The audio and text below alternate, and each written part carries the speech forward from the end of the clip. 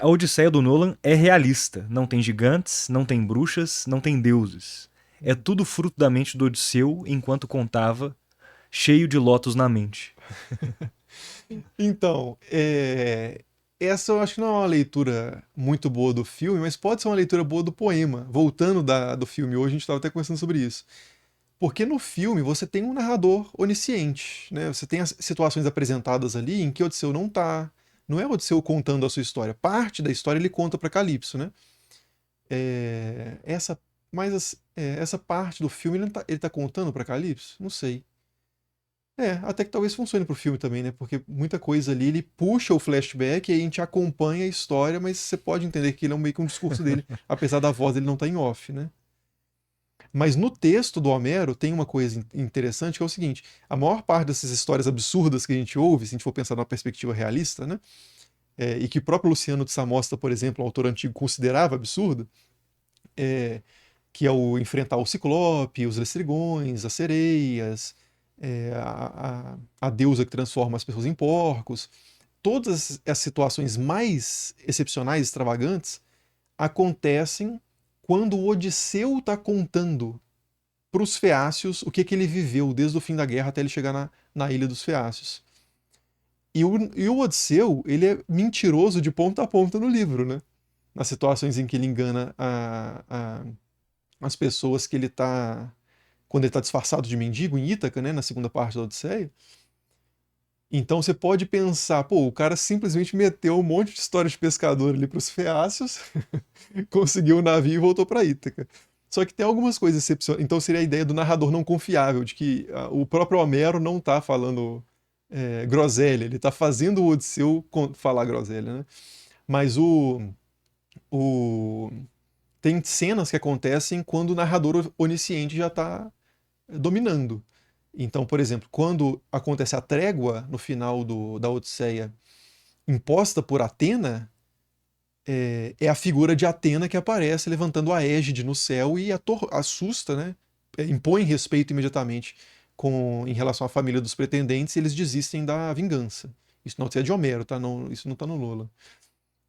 Então, essa cena já não é o Odisseu contando, e aí? Então, pelo menos Homero tem. A Odisseia de Homero tem deuses, com certeza, né? Mas pode ter muita mentira também. A gente pode ir por esse lado de que quando o Odisseu fala dessas histórias sobre sereias, ciclope, etc., é tão mentira quanto os vários passados para si mesmo que ele inventa para as pessoas que ele encontra em Ítaca disfarçado, né? O Lucas Brito, comentando sobre essa história, diz: falando sobre a relação de manifestações da natureza com a força dos deuses, ouvi dizer estes dias que uma das hipóteses do cavalo de Troia seria um terremoto que impactou a muralha de Troia. Atribuíram um terremoto ao cavalo de Poseidon. Sabe alguma coisa sobre isso, professor? Tem essa ideia mesmo. Não tipo assim, é meio que um chute educado, né? De onde que os gregos tiraram essa história de cavalo de Troia, supondo que ela não aconteceu, que não houve de fato um cavalo de Troia, por que que alguém chegaria a essa ideia?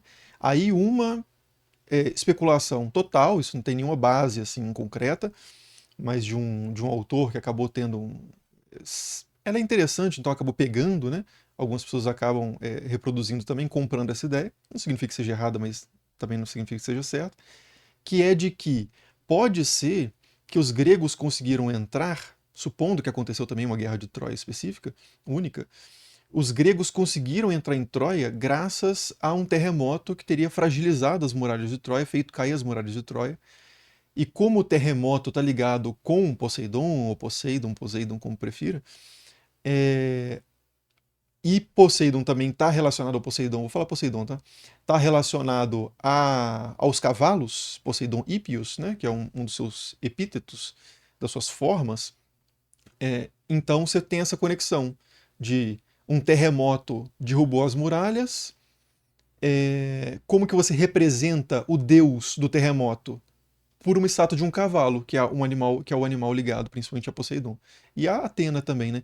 Inclusive, essa ideia ganha até um pouco mais de força, porque Atena e Poseidon aparecem meio que muito próximos quando se fala do cavalo. O cavalo, por exemplo, na Eneida, o sacerdote que identifica o cavalo como sendo uma tramóia, mas ele não é levado a sério, que é o Laocoonte, ele é um sacerdote de Netuno, né? Ou seja, de Poseidon. E aí, duas serpentes saem do mar, que é o território de Poseidon, matam o Laocoonte e os seus filhos, e aí os troianos pensam, ele foi punido porque falou mal da estátua, então a estátua parece ter algo, o cavalo, né? Parece ter algo a ver com Poseidon, só que essas serpentes vão repousar aos pés de uma imagem de Atena. Então é Poseidon ou é Atena? É, e Atena e Poseidon sendo os dois relacionados ao cavalo, então pode ter alguma coisa aí, mas é um chute, né? Não é nada sólido, não. Gregos e troianos possuíam alguma origem comum? Por que e como compartilhavam as mesmas crenças? Até onde se estendia geograficamente as crenças gregas? Uma boa pergunta. As crenças gregas não são necessariamente gregas. Você tem, por exemplo, o culto de Cibele na Grécia, que a gente sabe que é uma deusa, o culto, pelo menos, a forma de cultuar essa deusa, a Grande Mãe, vem da Síria e região, né? Você tem cultos de deuses na Grécia que são de origem egípcia. Porque os deuses eles não eram considerados patrimônio nacional, assim, não tem copyright, não é módulo de mitologia grega e módulo de mitologia romana. Eram as coisas, eram elementos cognitivos de compreensão da realidade, de compreensão desde a atmosfera até as relações humanas. Esses deuses eram peças que faziam parte da forma de pensar o mundo, experimentar o mundo, né? Então isso não era visto como um patrimônio literário ou coisa parecida, era muito mais do que isso. Então, se tem um viajante egípcio que vai para a Grécia e aquela ideia que o egípcio traz pega, isso ganha raízes lá, se desenvolve por outro lado que já é uma coisa egípcia, mas nem tanto, igual você tem, por exemplo, o culto de Mitra, os cultos de mistério de Mitras em Roma, que são muito famosos, né? O pessoal compara muito com a questão do cristianismo e tal. É um culto que vem mais do leste, de Mitra, que é uma divindade indo-ariana, né? Que era cultuada ali na Índia e no que hoje é o Irã. Então isso acontece, não tem fronteiras essas coisas. Então você tinha realmente um, um partilhamento de deuses, e em alguns casos você tinha uma tradição sobre um deus do mar no Egito, e um deus do mar. No Egito não vai ter tanto um deus do mar, que eles não se importam muito com o mar. Mas você tem um deus do mar um ponto qualquer e um deus do mar em outro ponto, e aí, quando uma pessoa do ponto A encontra com a pessoa do ponto B, por mais que não tenha relação histórica a essas crenças, por ter uma relação formal de serem deuses do mar, eles são identificados como se fossem apenas nomes diferentes para uma mesma entidade. Então tem esses sincretismos também que acontecem, essas traduções de divindades de uma cultura para outra, né, chamada translatabilidade do sagrado. Então é perfeitamente plausível que os troianos cultuassem alguns deuses com elementos ali de deuses gregos. Não necessariamente não eram necessariamente deuses gregos. Eu acho que ficou claro, né?